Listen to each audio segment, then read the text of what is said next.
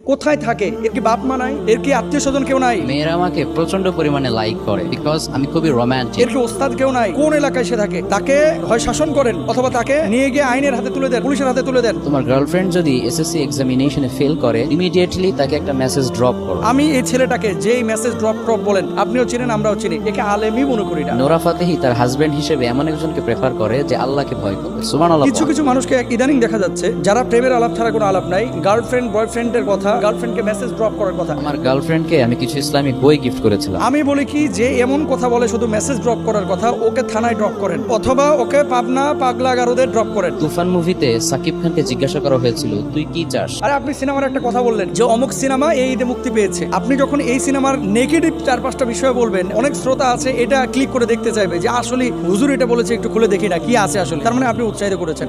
কোকিল গানে মিমি চক্রবর্তীর নাকি একটা এক্সট্রিম লেভেলের সিন আছে। এই সমস্ত পাগলামি যারা করে, এরা শুধুমাত্র নিজের ক্ষতি করতেছে না, বরং সমষ্টিগতভাবে ইসলামের ক্ষতি করতেছে। এরা দাজ্জালের চাইতে মারাত্মক। জোরে সোরে বলেন নাউজুবিল্লাহ। সম্প্রতি একজন হুজুর, তিনি প্রায় প্রেম নিয়ে কথা বলেন, মেসেজ ড্রপ নিয়ে কথা বলেন, তারপরে সিনেমার গল্প করেন। এই ধরনের স্কলারের থেকে দিন শেখা যাবে কিনা? লা হাওলা ওয়ালা কুওয়াতা ইল্লা বিল্লাহ। আসলে আমি সাধারণত কারো নাম নিয়ে কোনো কথা কোথাও বলতে চাই না, যদিও তিনি নাম উল্লেখ করেছিলেন। আমি তার নামটা উচ্চারণ করে তাকে আরো ভাইরাল করতে চাই না। আমি যে বিষয়টা আপনাদের কাছে বলতে যাচ্ছি, আপনারা আমাদের লেকচার শোনেন, ওয়াজ শোনেন, আলোচনা শোনেন। কখনো কখনো আমরা স্টুডিও ভিত্তিক ইনডোর কিছু আলোচনা করি বাসায়, আর সওয়াল জবাব করি, কখনো টেলিভিশনে প্রোগ্রাম করি, কখনো জুমার খুতবা দিই। আলেমদের কাজটা কি? আলেমদের কাজ হচ্ছে আল উলামা ওয়ারাসাতুল আম্বিয়া, যে আলেমরা হচ্ছে নবীদের ওয়ারিস, তাই না? নবীরা যে কাজ করেছে, আলেমরা সেই কাজটা জাতির সামনে, মানুষের সামনে স্বচ্ছভাবে কোরআন এবং সুন্নাহর আলোকে তুলে ধরবে। এটা হচ্ছে বাস্তব কথা। এখন বর্তমানে এই সোশ্যাল মাধ্যম বা এই যুগে ফেসবুক, ইন্টারনেটে যারা আপনারা সম্পৃক্ত আছেন, আপনারা দেখেছেন যে আলহামদুলিল্লাহ এদেশে অনেক ইসলামিক স্কলার যাদের আলোচনার মাধ্যমে অনেকে অমুসলিম থেকে মুসলিম হয়েছে, অনেকে বেনামাজি থেকে নামাজি হয়েছে, অনেকে মুখলিস দায়ী হয়েছে, অনেকে তাকওয়াবান হয়েছে। আর কিছু কিছু মানুষকে ইদানিং দেখা যাচ্ছে যারা প্রেমের আলাপ ছাড়া কোনো আলাপ নাই, তারপরে মনে করেন গার্লফ্রেন্ড বয়ফ্রেন্ডের কথা,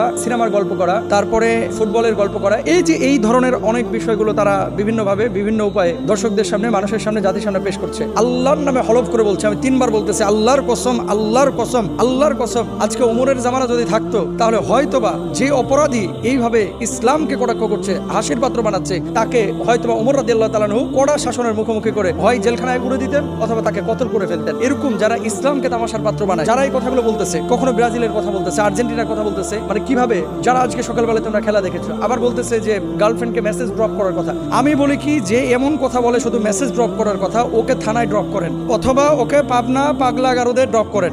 একটা রেফারেন্স নাই, একটা আয়াত নাই, কোরআনের কোনো দলিল নাই, পুরোটাই খালি ড্রপ আর ড্রপ, পুরোটাই ড্রপ আর ড্রপ। ইসলাম কি বলে? জায়েজ আছে এই সমস্ত বিষয়? আরে আপনি সিনেমার একটা কথা বললেন যে অমুক সিনেমা